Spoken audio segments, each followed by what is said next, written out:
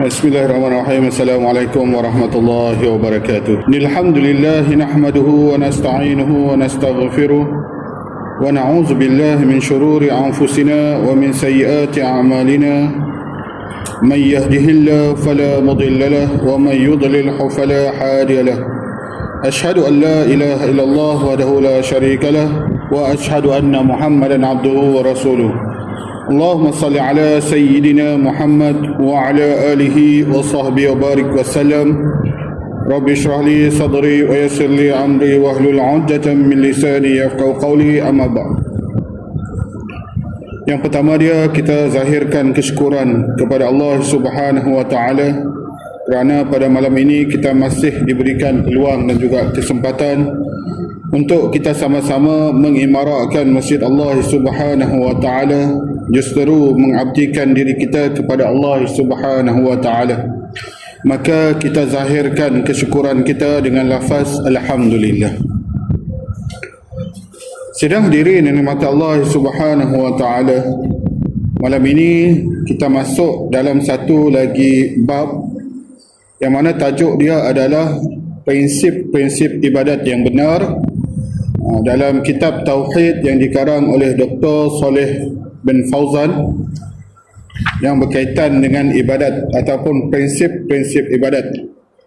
Jadi saya dah rungkaikan maksud ibadat menurut Syekhul Islam Ibn Taymiyah, yang mana ibadat ini adalah huwa al-ismu jami'un kullu yuhibbuhu Allah wa yardahu min af'al wa aqwal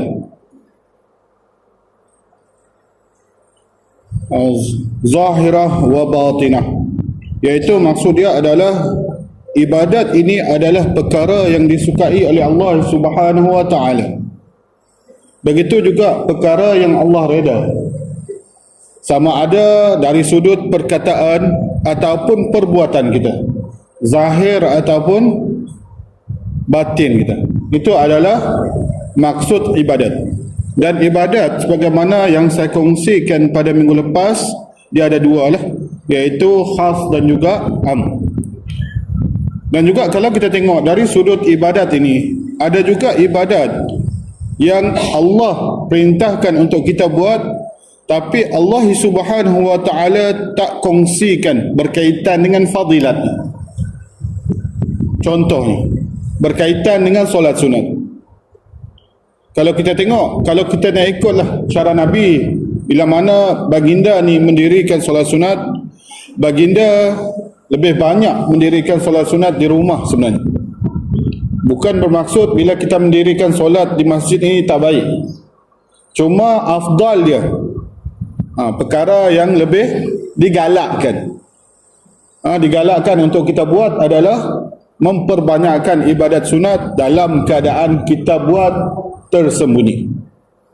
Sebab itulah bila kita buat qiyam mulai itu, kita buat pada waktu sepertiga malam, nak mengelakkan diri kita daripada sikap riak, sum'ah, ujub. Tatkala pada ketika itu tak ada siapa pun di sisi kita, yang ada cuma kita dengan Khalik, pencipta kita. Jadi pada ketika itulah Allah nak ajar kita bagaimana nak menzahirkan sifat ikhlas. Dan itu antara ibadat yang paling Allah suka. Ibadat ni dia ada banyak lah. Dan kita tahu ibadat bila kita buat solat berjemaah di masjid lebih utama. Adapun bila kita buat solat berjemaah di rumah, pahala dia tidak sebanding dengan bila kita buat di masjid. Kerana dalam hadis Nabi beritahu, sebaik-baik tempat adalah tempat untuk kita buat solat berjemaah adalah tempat di mana azan dilaungkan. Jadi dia adalah beberapa dia. Dan kita tahu ibadat solat berjemaah ini dia lebih utama di masjid. Tapi kalau solat sunat lebih utama di rumah. Di rumah. Kadang-kadang kalau kita tengoklah, ada orang persoalkan, bila mana kita lepas solat isyak, Nabi ajar kita solat tu di rumah, solat sunat tu.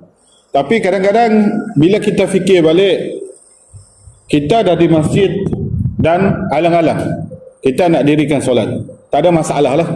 Cuma kita nak ikut cara Nabi. Dan kita tahu bila kita berada di rumah tu cabaran dia cukup besar lah. Datang rumah kadang-kadang wuduk dah batal kan, kadang-kadang makanan dah terhidang, nak solat tu rasa malas pula.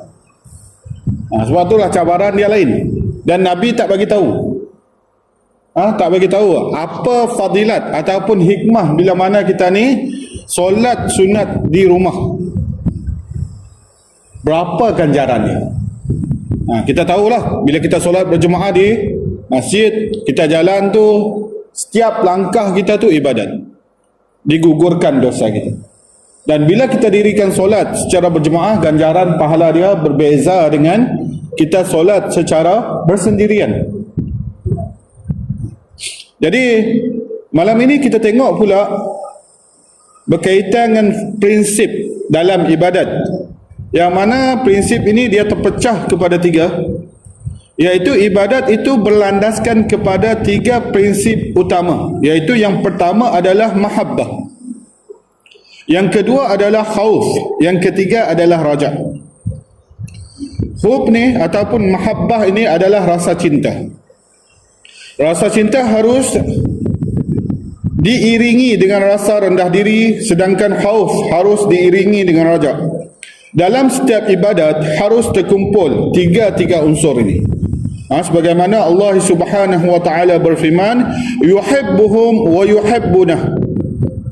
Dia iaitu Allah mencintai mereka dan mereka pun mencintai Allah Subhanahu wa taala. Wallazina amanu ashaddu hubballah, iaitu adapun orang beriman amat sentiasa sangat mencintai Allah Subhanahu wa taala. Jadi rasa cinta ni bukan kita kata macam orang zindik. Zindik ni maksud dia ada macam golongan etis. Dia kata orang etis ni, takkanlah Allah ni maha mencipta, maha menyayangi, maha mengasihani. Takkanlah Allah sanggup nak tempatkan kita ni di neraka. Ni golongan zindik. Zindik ni beranggapan bahawa kita ni cinta Allah ni tak perlu pun kita buat ibadat. Cukup kita zahirkan kecintaan kita kepada Allah Subhanahu wa taala. Ini adalah golongan zindik, iaitu istilah untuk setiap orang munafik, orang yang sesat dan juga etis. Ini adalah zindik. Orang munafik kita tahulah, depan kita dia baik, belakang kita Masya Allah. Depan kita pijak semut pun tak mati, tangan sentiasa berzikir, tapi belakang macam abuya. Jadi ini adalah golongan zindik.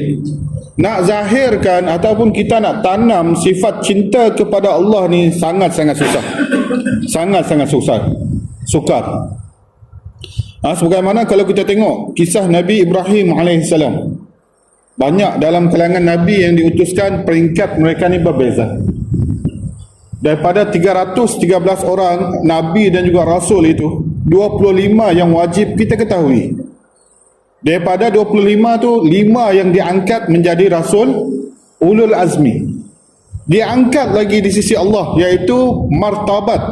Makam mereka ni sangat-sangat tinggi di sisi Allah Subhanahu wa ta'ala.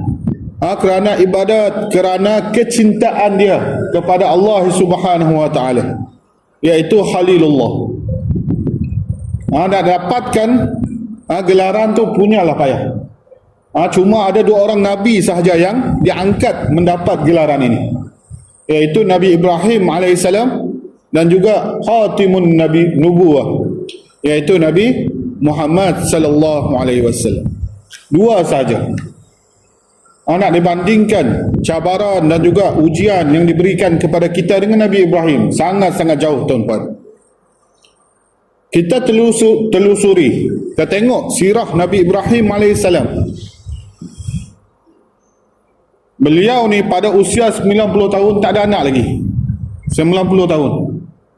Dikhabarkan bahawa isteri baginda yang pertama tu mandul, Sarah. Jadi Sarah ni bagi tahu kahwinlah dengan hambanya Hajar. Dapatlah Nabi Ismail AS tu. Tadi nak tunggu anak tu punyalah lama, sampai usia baginda tu dah lanjut 90 tahun. Tapi kecintaan Nabi Ibrahim ini kepada Allah Subhanahu Wa Taala melebihi kecintaan dia kepada anak dan juga isterinya. Kenapa? Kita minggu depan nak sambut hari raya haji. Banyak ibadat dalam hari raya haji sambutan, dia banyak dikaitkan dengan peristiwa agung Nabi Ibrahim dan juga anak baginda Nabi Ismail. Antara dia kalau kita tengok sa'i lah. Sa'i ni kalau kita tengok asal dia, bila mana Nabi Ibrahim AS dapat sahaja Nabi Ismail tu keluar, jadi Allah perintahkan supaya ditinggalkan Nabi Ibrahim dan juga isteri baginda yang kedua Hajar di satu tempat yang mana tempat tersebut tak ada orang, air pun tak ada, makanan pun tak ada. Dapat perintah, jadi Nabi Ibrahim AS bawa anak baginda dan juga isterinya ke tempat tersebut tanpa bagi tahu. Hajar tanya banyak kali, Nabi Ibrahim tak jawab. Kita boleh tengok masa kita belajar bab tafsir ataupun sirah nanti, yang mana pada ketika itu Nabi Ibrahim ni disebabkan kecintaan dia kepada Allah Subhanahu Wa Taala, dia tinggalkan anak dan juga isteri dia tu di satu tempat yang memang tak ada orang. Dan sa'i itu adalah kisah daripada usaha Hajar tu nak cari air. Dia bawa Hajar dan juga Ismail tu satu tempat yang sekarang ni memang ramai lah. Kalau dulu memang tak ada orang, padang pasir. Kita pun kalau kita nak keluar rumah, kita nak pergi travelling, kita akan tinggalkan duit untuk anak dan isteri. Kadang-kadang dah jalan tu tanya, cukup tak duit? Pergi seminggu tu, hari Rabu, hari Khamis kita tanya balik, cukup tak duit? Ada tak makanan? Kita bagi lagi, transfer. Ni pula Nabi Ibrahim AS bila dapat perintah tu, dia tinggalkan anak dia. Tinggal dekat situ, tak ada apa pun, bekalan tak ada, apa tak ada. Jadi dia serahkan urusan itu kepada Allah Subhanahu Wa Taala. Tingginya kecintaan Nabi Ibrahim AS kepada Allah, nak dibandingkan dengan kita kan? Jadi bila ditinggal dekat situ, kita tahulah apa berlaku. Hajar tu dia cari bagaimana nak hidupkan anak dia. Jadi sa'i itu diambil daripada perjalanan Hajar itu dalam usaha dia nak cari air daripada Safa ke Bukit Safa ke Bukit Marwah. Naik bukit, tengok ada orang ke tak kat situ, naik lagi pergi sana. Itulah sa'i. Kalau sekarang ni kita buat umrah, dia suasana dia berbeza, tapi asal dia kat situ lah ibadat dia.